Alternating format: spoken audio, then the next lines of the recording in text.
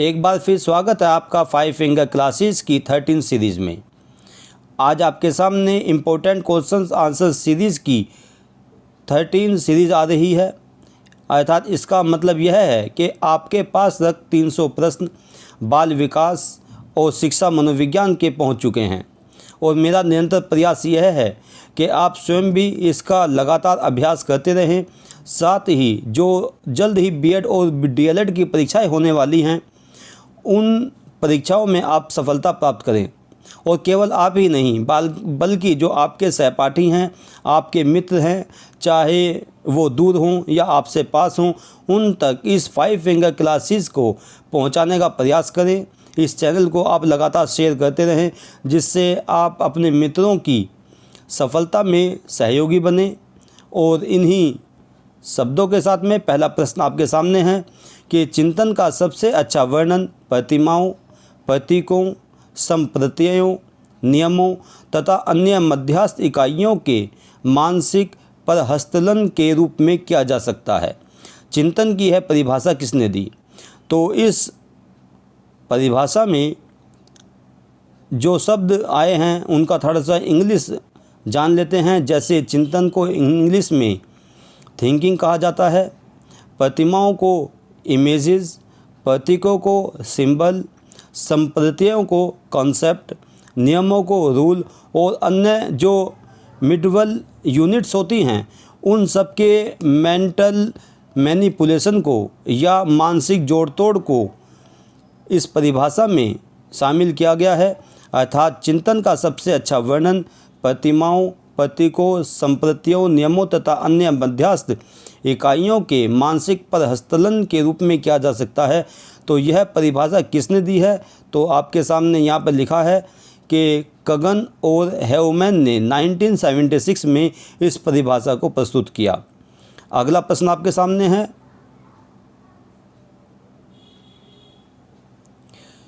चिंतन के कितने प्रकार जिम्बार्डो एवं रुक ने बताए हैं? तो चिंतन के 2 प्रकार हैं। प्रथम आत्मविमोही चिंतन, जिसको ऑटिस्टिक थिंकिंग और काल्पनिक चिंतन या इमेजिनेटिव थिंकिंग कहा गया है। दूसरा प्रकार है चिंतन का, जिसको वास्तविक चिंतन या यथार्थ चिंतन भी कहा जाता है। इसको इंग्लिश में रियलिस्टिक थिंकिंग कहा गया है। अगला प्रश्न आपके सामने है, तीसरा प्रश्न, चिंतन का प्रारंभिक बिंदु क्या माना गया है? तो दोस्तों और प्रिय छात्र छात्राओं, चिंतन का प्रारंभिक बिंदु समस्या को माना गया है। यानी कि चिंतन का जो प्रारंभ होता है वो किसी न किसी समस्या को लेकर के होता है। और इस प्रकार से आप देखते हैं कि जितने भी आपके सामने 5 फिंगर क्लासेस आई हैं उनमें कोई ना कोई टॉपिक लिया गया है जो आपके बाल विकास और शिक्षा मनोविज्ञान से संबंधित है, और उसके जितने भी इम्पोर्टेंट क्वेश्चन बन सकते हैं उनको सब में मैंने इसमें शामिल करने का प्रयास किया है। तो चौथा प्रश्न आपके सामने है कि चिंतन में प्राणी अधिगम के किस सिद्धांत का सहारा लेता है? तो चिंतन में प्राणी प्रयास एवं त्रुटि सिद्धांत का सहारा लेता है। यहाँ पर थोड़ा सा स्पष्ट करता चलूँ कि प्रयास एवं त्रुटि सिद्धांत जो है इसको इंग्लिश में ट्रायल एंड एरर थ्योरी भी कहा गया है, जिसको अमेरिकी साहचर्यवादी व्यवहारवादी E.L. थॉर्नडाइक के द्वारा दिया गया था। तो इस प्रश्न में दोबारा देख लीजिए कि चिंतन में प्राणी या समस्या का समाधान करने वाला व्यक्ति प्रयास एवं त्रुटि सिद्धांत के माध्यम से सीखने की प्रक्रिया को या साथ साथ चिंतन की प्रक्रिया को संपन्न करता है। अगला प्रश्न आपके सामने है, एक परिभाषा है आपके सामने कि चिंतन मानसिक क्रिया का ज्ञानात्मक पहलू है या मन की बातों से संबंधित मानसिक क्रिया है। उपरोक्त कथन किस मनोवैज्ञानिक है? तो ये कथन मनोवैज्ञानिक रोस के द्वारा दिया गया है। अगला प्रश्न देखिए कि चिंतन में ये भी एक परिभाषा है कि चिंतन में संप्रत्ययों, प्रतिज्ञाप्तियों तथा प्रतिमाओं का मानसिक जोड़ तोड़ होता है। किसने कहा? यहाँ पे मैंने 3 परिभाषाएं शामिल की हैं इन परिभाषाओं को शामिल करने का मेरा उद्देश्य ये है कि परीक्षाओं में कई बार परिभाषा दे दी जाती है तो उसके मनोवैज्ञानिक का नाम मालूम कर लिया जाता है, या लिख लिया जाता है कि चिंतन की परिभाषा लिखिए।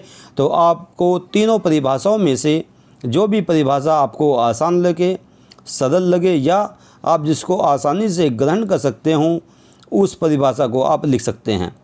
तो चिंतन में संप्रतियों, प्रतिज्ञप्तियों तथा प्रतिमाओं का मानसिक जोड़ तोड़ होता है। इस कथन को या परिभाषा को बैरोन नाम के मनोवैज्ञानिक ने दिया था। 7वां प्रश्न आपके सामने है कि चिंतन को किस प्रकार का व्यवहार बताया गया है। तो चिंतन को अप्रकट या अप्रत्यक्ष व्यवहार बताया गया है। इसको अप्रत्यक्ष और अप्रत्यक्ष या अप्रकट व्यवहार इसलिए कहा गया है क्योंकि चिंतन की प्रक्रिया दिखाई नहीं देती, क्योंकि ये एक मेंटल प्रोसेस है जो आपके इंटेलिजेंस से, आपके ब्रेन से या आपके मस्तिष्क से जुड़ी हुई होती है, जो दूसरों को दिखाई नहीं देती कि व्यक्ति किस समय में चिंतन प्रक्रिया को संपन्न कर रहा है या संपादित कर रहा है। अगला प्रश्न देखिए, किन किन मनोवैज्ञानिकों ने चिंतन में भाषा की भूमिका के महत्व को दर्शाया है। तो चिंतन के विकास की प्रक्रिया में भाषा को आवश्यक मानने वाले मनोवैज्ञानिक ब्रूनर, सापिर तथा वोल्फ थे। वेरी इंपॉर्टेंट प्रश्न है, इसका ध्यान रखिएगा कि चिंतन के विकास की प्रक्रिया में भाषा को आवश्यक मानने वाले मनोवैज्ञानिक ब्रूनर, सापिन तथा वोल्फ थे। अगला प्रश्न देखिए कि किस मनोवैज्ञानिक के द्वारा पहले चिंतन की प्रक्रिया होती है और बाद में भाषा का विकास होता है। यानी कि यहाँ पर मनोवैज्ञानिकों के अलग अलग जो समर्थक हैं वो इस बात को मानते हैं कि चिंतन की प्रक्रिया पहले होती है या भाषा का विकास पहले होता है।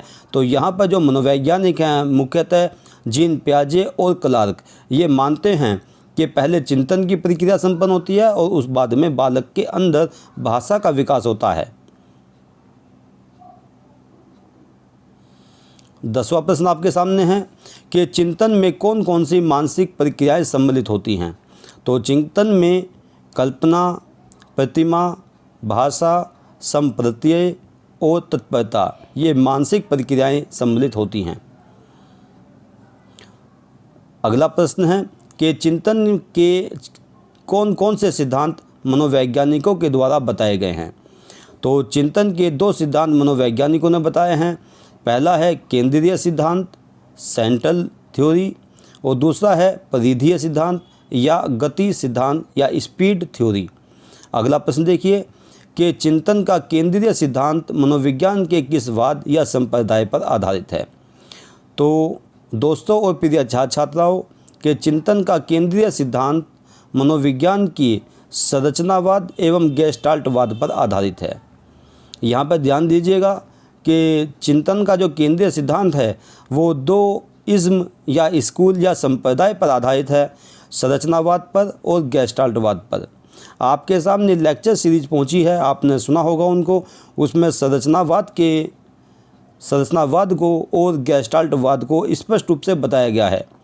और लगातार ये सीरीज आपके सामने जो लेक्चर सीरीज हैं वो भी आपके पास तक लगातार पहुंच रही होंगी, जहां पर आपको इम्पोर्टेंट फैक्ट के माध्यम से जो कंसेप्ट हैं, जो मनोविज्ञान के कंसेप्ट हैं, उनको स्पष्ट करने का लगातार प्रयास किया जा रहा है।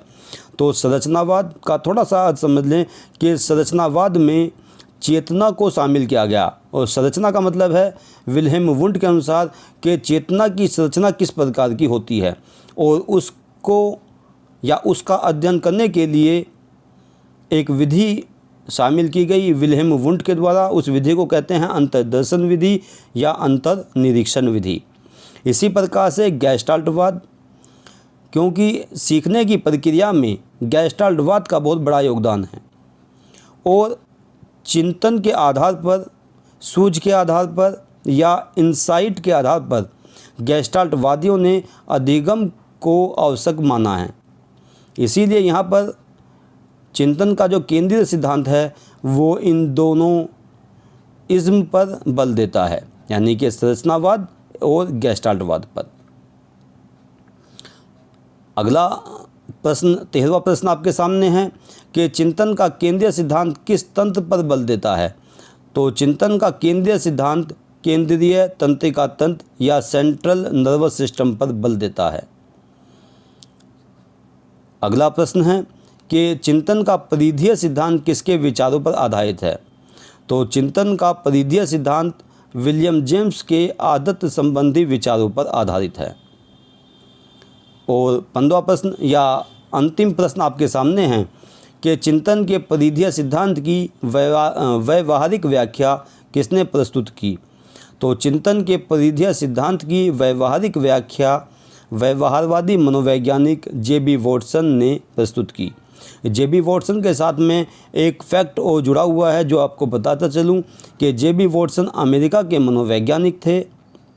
उन्होंने व्यवहारवाद नामक किताब लिखी और उस किताब के माध्यम से चौथा संप्रदाय जिसको व्यवहारवाद कहा जाता है उसको स्थापित किया।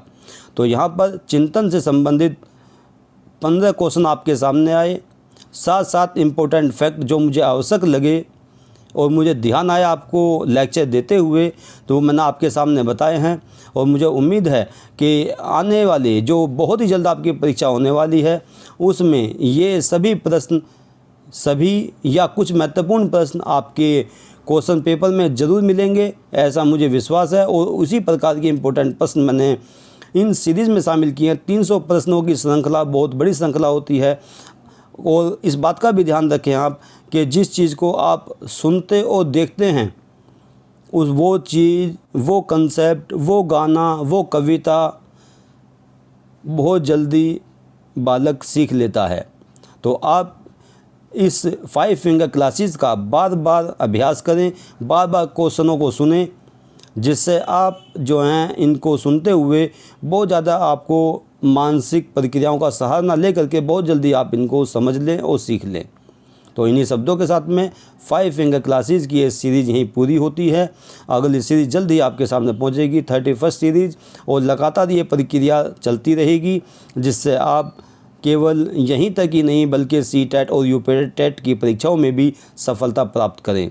धन्यवाद। जय हिंद, जय भारत।